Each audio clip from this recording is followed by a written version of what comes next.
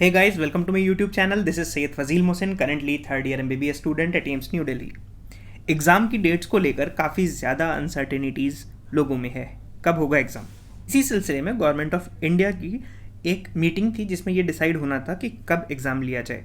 आज की वीडियो में हम ये बात करेंगे कि उस मीटिंग में क्या हुआ और ये एनालाइज़ करने की कोशिश करेंगे कि इसका नीट पर क्या असर पड़ सकता है। तो आइए देखते हैं। सबसे पहले मीटिंग में दो ऑप्शंस डिस्कस हुए। एक ऑप्शन ये दिया गया कि सब्जेक्ट को रिड्यूस कर दिया जाए, दूसरा ऑप्शन ये कि एग्ज़ाम ड्यूरेशन को रिड्यूस कर दिया जाए। सब्जेक्ट को रिड्यूस करने का मतलब ये कि 3 मेन सब्जेक्ट जो होते हैं उनको लिया जाए, और एग्ज़ाम रिड्यूस करने का मतलब ये कि 1.5 घंटे का एग्ज़ाम 3 घंटे के बजाय MCQ पैटर्न पे किया जाए। एक और बात के ऊपर चर्चा हुई जिसको कहते हैं नो एग्ज़ाम ईयर, यानी कि दिल्ली और महाराष्ट्र गवर्नमेंट ने कहा कि एग्ज़ाम इस साल नहीं लिया जाए और बिना एग्ज़ाम के बच्चों को पास कर दिया जाए। बेसिकली ये कि इंटरनल के बेसिस पर उनको पास कर दिया जाए। बहरहाल सेंट्रल गवर्नमेंट के साथ साथ कुछ स्टेट गवर्नमेंट की ये राय थी कि एग्ज़ाम सितंबर में ले लिया जाए या कोविड के थमने का इंतज़ार किया जाए। एक और अहम मुद्दा जो उठाया गया वो ये था कि वैक्सीनेशन के बगैर एग्ज़ाम दिलाना काफ़ी बड़ा रिस्क है, और ये बात ध्यान में रखनी चाहिए कि वैक्सीनेशन को लेकर हमारी स्टेट के पास काफ़ी ज़्यादा चैलेंजेस ऑलरेडी हैं।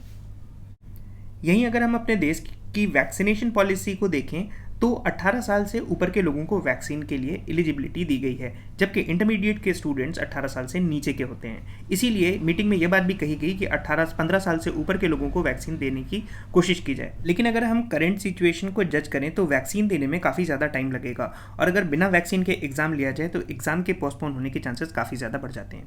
अब देखते हैं कि फाइनल डिसीजन क्या हुआ। तो फाइनल डिसीजन अभी तक पेंडिंग है और ये 1 जून को फाइनली डिसाइड करके गवर्नमेंट बताएगी।